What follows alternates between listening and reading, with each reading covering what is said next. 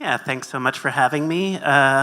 So yes, this is an unusual book for me. It was written for the 20th anniversary of PME-ART.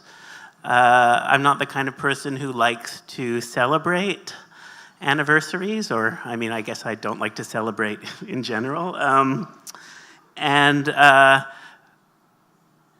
There's something about thinking that we've been doing this for 20 years.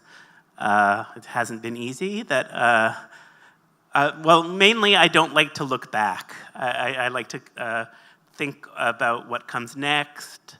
When I look back, I have regrets.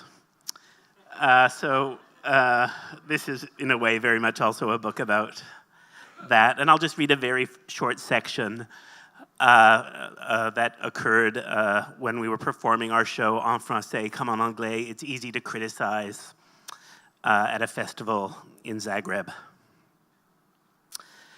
At the end of the long tour at Eurocaz in Zagreb, we performed on my birthday. There was the idea to have a birthday cake on stage, and that during the conversation, which was a section where we sat at the front of the stage and tried to have a real conversation in real time as part of the show, and that during the conversation, while we were talking, we would also eat cake. As we were talking and eating, I heard a voice from the audience, maybe from the front row. "Jacob, it's not your birthday.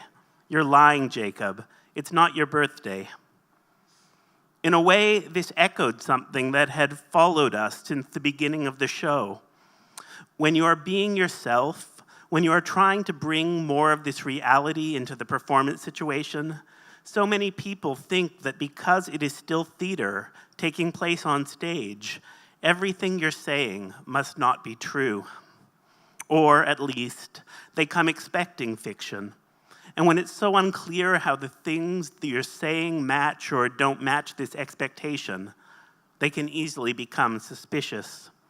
"You're lying, Jacob. It's not your birthday. You're lying." The voice in the audience belonged to Florian Feigl from the German performance group Showcase Beat Le Mot, who along with Backtruppen, Goat Island, Gob Squad, and many others, was a group that PME was often compared to around that time. We knew Florian.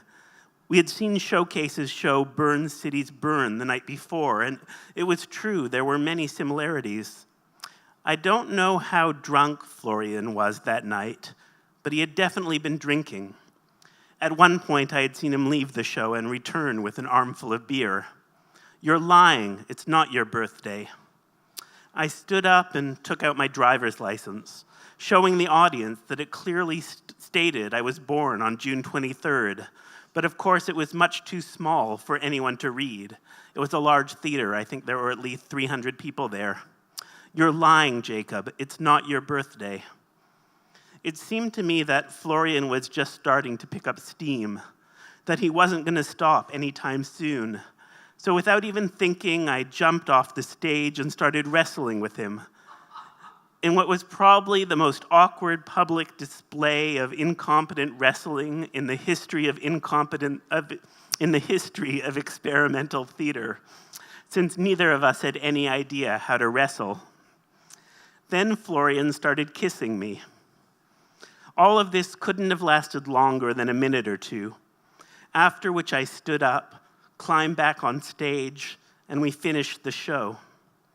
For years afterwards, when Tracy or Martin wanted to mock me, or mock the idea that everything we were doing was real, they would imitate Florian's thick German accent.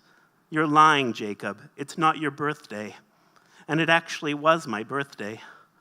But this shorthand for how, when you put something on stage, it becomes representation, artifice, somehow less true, makes a point that I have never really been able to agree with. I guess, in a way, I'm some sort of ideologue for the value of attempting to put reality on stage, even or especially if it proves impossible, even if no one believes you. I'll stop there. Thank you.